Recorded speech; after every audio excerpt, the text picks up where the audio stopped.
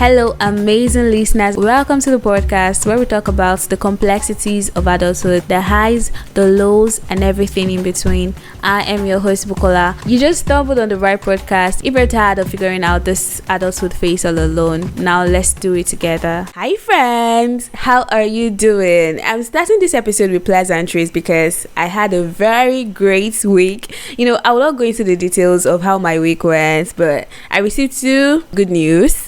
And they left me really surprised, and I was just shocked to see them. All I want to say is it is very important for us to remember that tough times do not last, but tough people do. Yes. And it sounds like I'm preaching right now, but reach to preach. It doesn't matter what you're going through. It doesn't matter how tough the situation is. Just keep trusting God, keep pushing, believe in yourself. It's all going to be fine at the end of the day. So let me know how you're doing in the comment section. I'm sorry that I'm not spilling all the tea, but then don't worry. Very, very soon you get to know all the details and all the juice. I was having a deep conversation with a friend, and she asked me a question I had been avoiding to ask myself. She said, "So what's the plan after your master's program? What are you doing next? What career path are you exploring?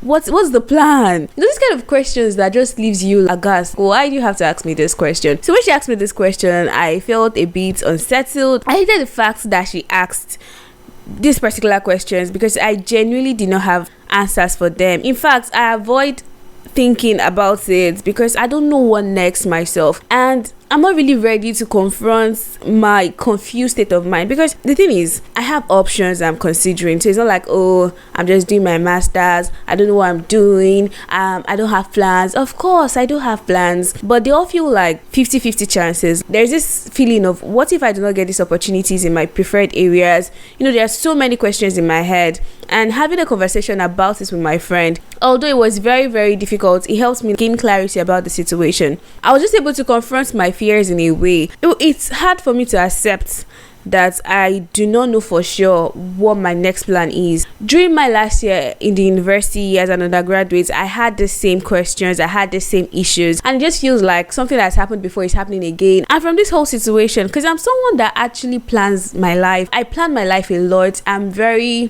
I'm trying to think about, okay, what's happening 5 years from now, 10 years from now, where do I want to be, where do I want to work, what do I want to do, what impact do I want to make, what do I want to be known for.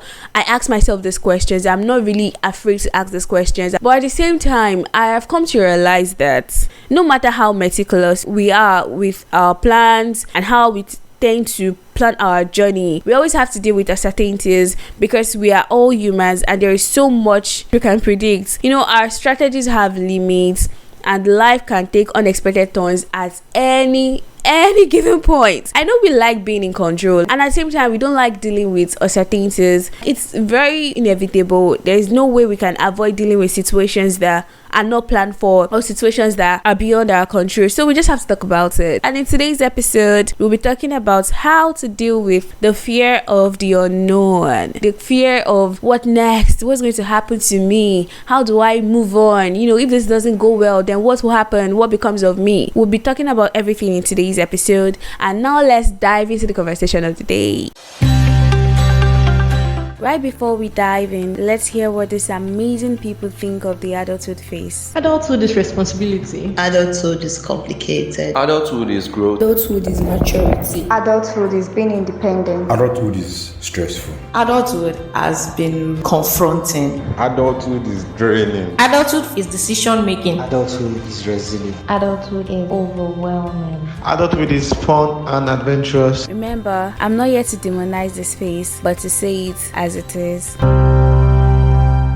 We should start by defining what the fear of the unknown is. The name itself is quite self-explanatory, but fear of the unknown is when you do not have adequate information about certain things or certain situations, and due to this lack of information, you start feeling overwhelmed, you feel anxious, and you feel really afraid. For instance, we all don't know what's going to happen tomorrow. We can only predict, we can only guess, and in a way, we have people that are more afraid than others. You're just afraid, what if things go a different way tomorrow? What if I lose a certain ability of mine tomorrow? So basically, this is the fear of the unknown. And most times, being scared of the unknown is just being scared of what is to come. You don't know what is coming next. You don't know what's going to happen in the next hour. And in our lives as adults, it's manifest as being scared of the future. Now we're in our 20s.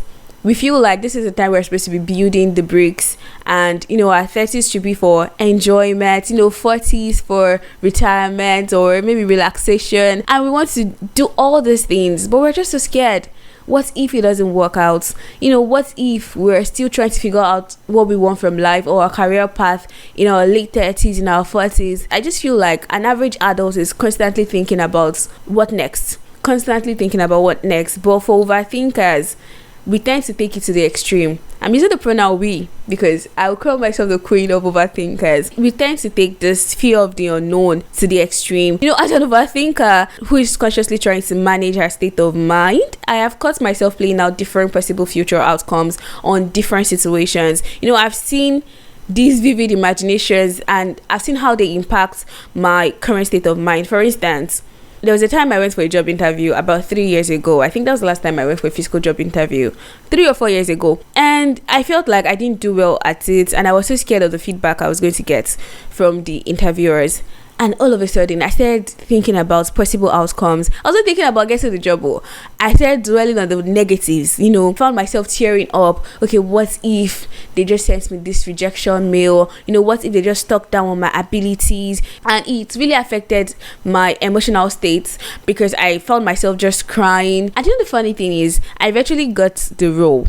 Because of how I chose to handle things at the time, my waiting period was mentally exhausting because I just let the fear of the unknown overpower me in a kind of way. So I just kept on thinking, I kept on being pessimistic about the situation, and it was really mentally draining for me. To be honest, overthinking itself is mentally draining because you're just constantly in your head. And we did an episode on overthinking where I said overthinking pans out in two different forms. It's either you're overthinking about the past or you're overthinking about the future.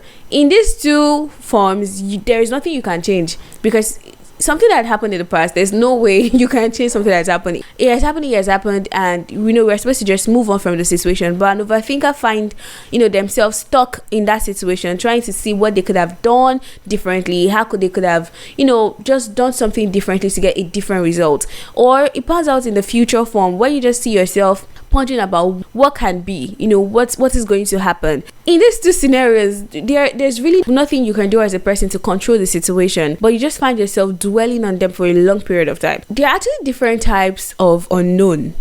I think there's the foreseeable unknown and there's the unknown. These terms may sound lame because I just came up with them based on my own personal experience. This is my own personal analysis of the unknown. For me, a foreseeable unknown is one we plan for, like planning for an exam. The outcome or how the exam will go is unknown. But we know that an exam is going to happen and we're planning for it, we're reading for it, we're doing everything we can to ace the exams. But on the other hand, an unforeseeable unknown or unknown is something like when we're unable to write that examination we have planned for because we're unable to get to the venue due to an unexpected event. It's something might have happened that just stopped us from getting to the examination, or that is an unforeseeable unknown because you didn't plan not to write the examination, but you're unable to write it because something beyond your control happened. Foreseeable unknown makes us safe for rainy days. We know that there are times we might not be as buoyant. It's not like we're planning for anything bad to happen, but we save for unexpected emergencies. I remember when I was still in Lagos, it was just one problem or the other. Either there's a problem with the generator, there's a problem with the light, or there's a problem with something. There was just always something that needed to be fixed, and there was just always something I needed to spend my emergency savings on. So basically, foreseeable unknown, is when you're just saving up for these emergencies. Then the emergencies pop up and take the savings. But the unknown is just like watching your savings get devalued as a result of the country's economic situation. That is an unforeseeable situation that cannot be controlled by you as an individual. No, the unknown we're so scared of sometimes brings positive results too. So it's not like it's always negative of something bad happening unexpectedly. It can be something good happening, like an unexpected promotion or having to start a new chapter in a foreign land unexpectedly, and you do not know how to handle the situation. So the key point is not knowing or not being prepared to handle a particular situation. So the analogies I have given are to just help us understand that while some unknowns can be planned for, some meet us completely unaware. There's nothing we can do about them. There's nothing we can do towards saving ourselves from them or planning towards them. Be it positive unknown or negative unknown, the fear of the unknown just leaves us worried about the future, and it stops us from concentrating on today, because it might be something as good as, taking up a new position, rather than enjoy the moment, enjoy your news, the promotion letter, enjoy the fact that you're about to start a new chapter in your professional life. You just start thinking about, what if I'm unable to deliver? What if I'm unable to do the right things? Dwelling on them, being positive or negative, just stops us from concentrating on today. It makes us worry unnecessarily about the things that are just beyond our control, and stops us from focusing on the ones that are actually within our control. There are so many negative impacts to being afraid or excessively worrying about the unknown. Some of them are anxiety. You just find yourself always like being anxious and eagerly anticipating the next thing. So you're not enjoying now. Makes us hyper in a very, very unhealthy way. You're always eagerly anticipating the next thing. It hinders us from pursuing our dreams, as our own fears become our roadblock. You're just so scared of what would happen, and you just see yourself not being able to deliver as much as you should, because your fears are just stopping you from even trying. Aside from this, it can lead to depression, because we might begin to question the idea of life itself and the concept of living. As an overthinker, I'll tell you that this is actually at the borderline, but most of us tend to get there. The ability to come back is where the problem lies. Some people need like therapies to help them come back from getting to this extreme line of thought. Some people just need to converse with friends to get themselves back in check. But really, always constantly thinking about the unknown can just make us question the idea of life itself. Why are we doing all this? Why do we have to struggle so much when something can happen the next minute and just take it all away from us? But this is borderline imagination. Yes, so let's come back. It can make us sad. It can make us sad because we tend to always think about the negatives, and it can gradually just lead to extreme pessimism. Let me tell you a quick story of my life. There was a time in my life when I was a pessimist.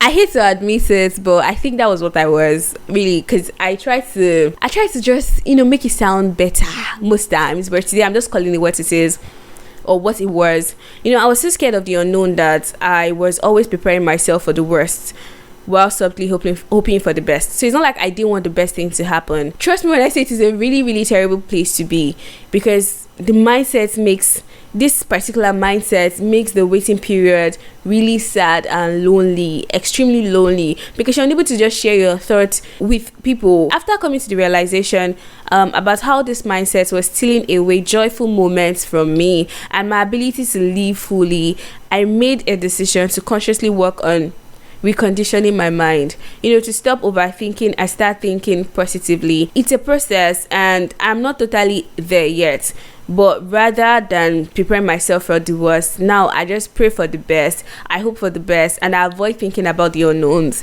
that are beyond my control. Back to the question my friend asked me about what comes next after my masters. Rather than just being scared, I have made up my mind to fully maximize my current position. I am a master's student, and I've just decided that I will learn as much as I can, network as much as I can, make the most of what I have now, just enjoy every part of the process, and just do what I have to do, basically. Just do what I have to do. Give it my all. Leave no room for regrets, like I always say on the podcast. And when it's time to move to the next level, I'll explore all options, because I've done what I needed to do at the time I was doing my masters. I don't know if that makes sense, but that was the conclusion I came to in my mind. And Talking about the fear of the unknown, we need to learn to concentrate on what we are currently presented with. Stop thinking too much about what you do not have yet. Just focus on what you have. What is it that you have? What opportunities do you have in front of you? How can you maximize them while planning towards what next, or doing preparation, groundwork towards what next? Let your thought process be balanced between thinking short term and thinking long term. Focus your energy on meeting your goals in beats. Don't be afraid to break your big goals into baby steps. Take the baby steps, achieve this result, and at the end of the day, you see how the accumulation of the achievement of your short-term goals will come together. Then as you meet your goals, this is like a watchword for me: celebrate your wins. I'm always keen on celebration because it helps us channel our energy to the right places. And lastly, a friend gave me some great advice about this particular thing we're talking about. She said, we can't control unknown situations, but we have power to choose the people who will be by our side, and we need to focus our energy also on choosing the right people to let into our lives. You need people who can support you with their counsel. You need people who support you, who can support you with their presence. You need people who can support you in other ways when you're faced with an unknown situation, be it negative, be it positive. So you just need the gift of man, and the gift of supportive people is key. You can focus on meeting great people. Focus on doing what needs to be done today, what needs to be done now. Focus on exploring the opportunities you have in your immediate surroundings. Focus on all this while you wait for the big goal, while you wait for the big step, while you wait for the next step. And trust God completely. Let's just do our best, leave the rest, as we hope for the best. I see. At this point, I think I should have a side hustle of helping people draft pickup lines. What's the slide I just dropped? Let me say it again. Let's do our best. Leave the rest, as we hope for the best. Ooh, what a way to end today's episode. Before we call it a day, I have a question. Just one question. Because today I don't have an issue for us to discuss. Rather, I have a question. I personally believe that the fear of the unknown can be controlled, but I think it is impossible to totally overcome it. I just feel like it's impossible for us not to think about the future. It's impossible for us not to think about the what ifs or the unknown. But I feel like we can control how much time we spend on it, or how we let it affect our lives, negatively, or stop us or hinder us from doing a particular thing. So yeah, the question is, do you think that we can totally overcome the fear of the unknown, or we can totally stop ourselves from thinking about the unknown or the future? Are there people who have no fear whatsoever for what is to come? I'm really curious to know. Really, just feed my curiosity. Let me know what you think about this. Catch you in the next episode. It was really nice catching up with you on today's episode. Thank you so much. Bye-bye. And yes, don't forget to drop your comments. You can drop your comments on Spotify and on YouTube. Thanks for listening. Catch you on the next episode. Do not forget to live every moment and leave no room for regrets. Remember to follow this channel so you get notification whenever I drop a new episode. Thank you. Bye.